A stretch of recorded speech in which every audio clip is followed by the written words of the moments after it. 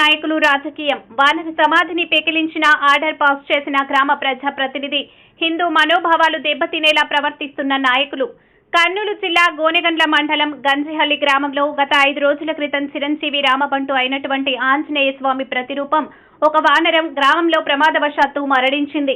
ఆంజనేయ స్వామి ప్రతిరూపంగా కొల్చుకునే హిందువులు వానరం మృతదేహాన్ని చూసి అక్కడ కాలనీవాసులు ఆ మృతదేహాన్ని డప్పుల వాయిద్యాలతో సంబరంగా తీసుకెళ్లి చౌడేశ్వరి దేవిమాత సమీప స్థలంలో కొంతమంది పెద్దల అనుమతితో ఖననం చేశారు. కానీ 5 రోజుల తర్వాత హిందువుల మనోభావాలు దెబ్బతినేలా గ్రామ పరిపాలన నాయకుడు దాన్ని రాజకీయం చేస్తూ స్వచ్ఛ భారత్ కార్మికులకు అక్కడ ఖననం చేసిన వానర మృతదేహ సమాధిని కూల్చివేయాలని ఆర్డర్ పాస్ చేశారు. ఆర్డర్ ప్రకారం స్వచ్ఛ భారత్ కార్మికులు సమాధిపై ఉన్న కొబ్బరి మట్టలు, శ్రీరాముని జెండాలను పెకిలించి వానర సమాధిని నేలమట్టం చేశారు.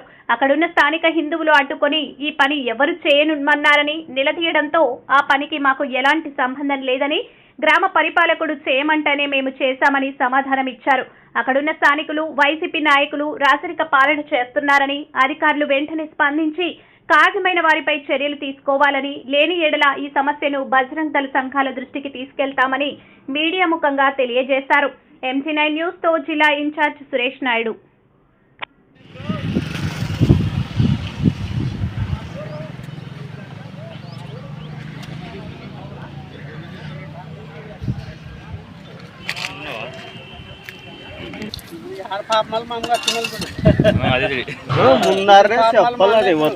ఎవరు అడిగారా?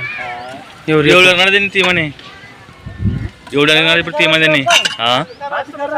అదే అధికారస్తులు ఎవరు? ఆ పంచ్ పేరు ఉంటుంది కదా, సర్పంచ్ పేరు